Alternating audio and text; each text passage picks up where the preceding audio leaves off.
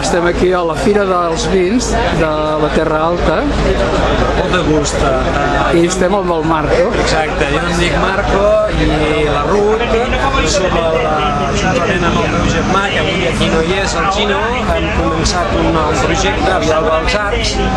Bernavir és el nostre celler, que us presentaré breument.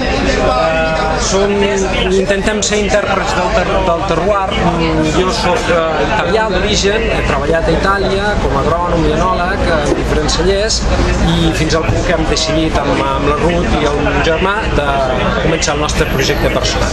Llavors hem arribat a la Terra Alta, una terra que creiem tingui moltíssimes potencialitats a nivell agronòmic i vitícola sobretot, i hem intentat donar el nostre granet de sorra en la interpretació d'aquest territori. Hem adquirit una finca i hem començat a gestionar les nostres vinyes i les plantacions fins a enguany a arribar a fer el nostre celler propi i a elaborar la nostra primera cava.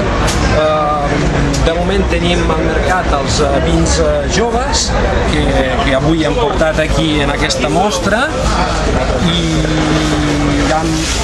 i no sé si en breu, perquè a mi em parlen els vins, llavors quan serà el moment tenim dos projectes de criança de negre que farem, crec que embotellarem a l'estiu, final de l'estiu, a veure com anirem.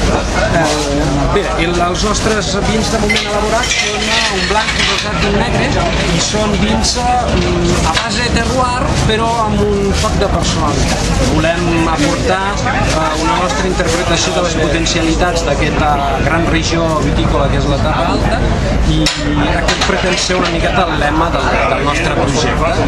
Llavors el vi blanc, que es diu Notte Bianca, mantenint una miqueta la italianitat de la cosa, és un vi a base de garnatxa blanca, l'estrella blanca de la garnatxa de la Terra Alta, i hem pensat de fer-li un cupatge amb Viognier. Això per donar-li un entremig entre mediterrani exacte de la garnatxa i un toc de continentalitat de la Viognier, perquè no hem d'oblidar que la Terra Alta és una zona de prelitoral que justament està lindant amb la part central d'Espanya. Llavors tenim unes influències climatològiques molt interessants, amb uns terrenos, uns sols de tipus llimós molt bons per fer, sobretot per desenvolupar aromes, i aquesta ha sigut la nostra aposta de blanc.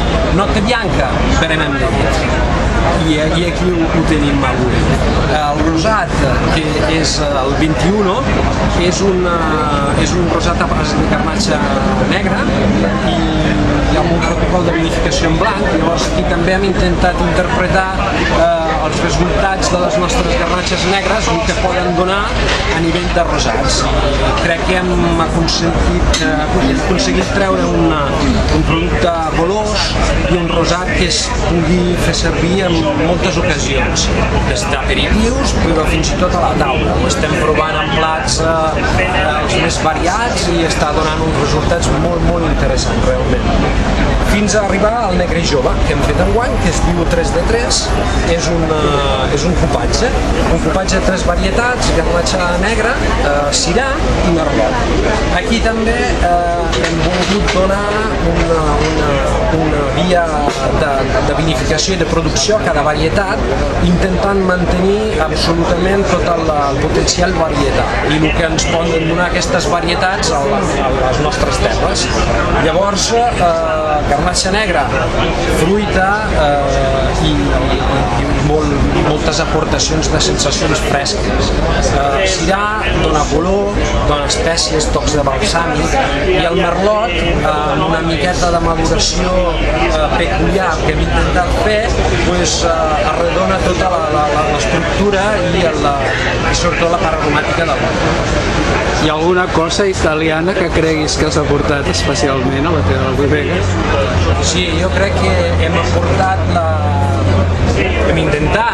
aportar en tot aquest projecte la nostra visió de moment als vins joves, uns vins que han d'aconseguir agradar sobretot a les taules de la gent que els veu. Aquests aquests vins joves volen ser uns companys de feina a la taula. Molt de gust i moltes gràcies, Marco, i la Ruth, que està més callada, però suposo que treballa molt també. Exacte. Sí, sí. Almenys això intentem.